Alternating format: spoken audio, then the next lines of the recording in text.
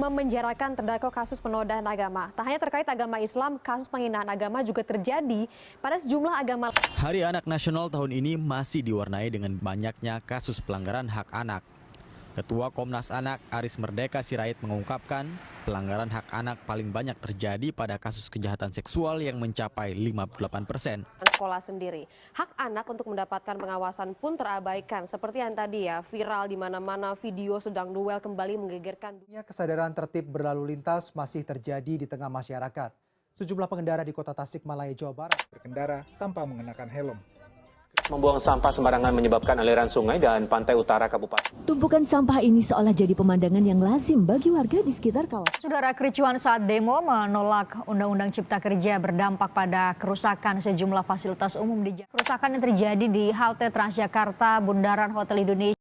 Itulah tadi pelanggaran hak dan kewajiban yang terjadi di dalam masyarakat. Tentunya kita tidak ingin hal itu terus-menerus terjadi. Assalamualaikum warahmatullahi wabarakatuh. Perkenalkan, saya Tazkiyah Tunisa Karim dan rekan saya Siti Nur Suarnita. Di sini kami akan menjelaskan mengenai apa saja sih contoh-contoh dari hak dan kewajiban kita sebagai warga negara. Sebelum itu, penting untuk kita mengetahui mengenai definisi atau pengertian dari hak dan kewajiban warga negara itu sendiri. Hak warga negara adalah hak yang dimiliki oleh setiap manusia dalam kedudukannya sebagai anggota negara, dibatasi status kewarganegaraannya. Sementara kewajiban warga negara adalah tindakan yang harus dilakukan oleh warga negara sesuai dengan peraturan perundang-undangan, juga dibatasi status kewarganegaraannya.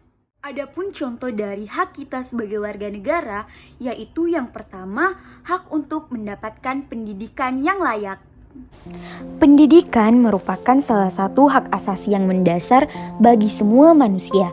Pendidikan sangatlah penting karena dapat mengubah kehidupan seseorang dengan memberikannya kesempatan yang sama untuk mengangkat diri serta keluar dari kemiskinan.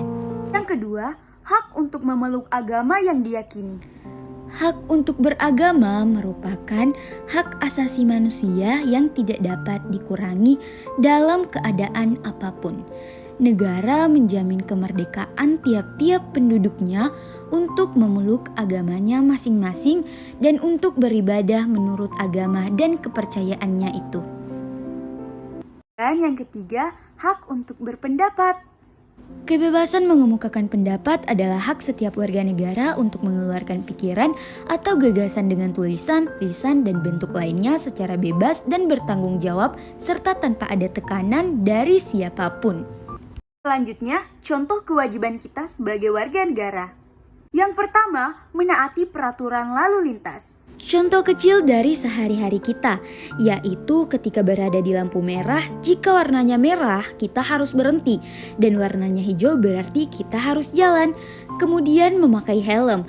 Memakai helm juga merupakan kewajiban kita saat berlalu lintas. Dan yang kedua, membuang sampah pada tempatnya. Contoh yang ini sudah sering ditanamkan ketika kita masih kecil, yaitu kita harus membuang sampah pada tempatnya. Dan yang terakhir yaitu membela negara. Hal kecil yang mungkin biasanya kita abaikan, bahwa dengan memakai produk-produk dalam negeri merupakan salah satu bentuk dari pembelaan negara. Karena jika kita memakai produk dari dalam negeri, maka otomatis akan membantu perekonomian di dalam negeri, serta mengurangi banyaknya produk luar yang terpasarkan di negeri kita ini. Itulah tadi beberapa contoh-contoh hak dan kewajiban kita sebagai warga negara. Jangan lupa ingat, pahami, dan terapkan. Terima kasih.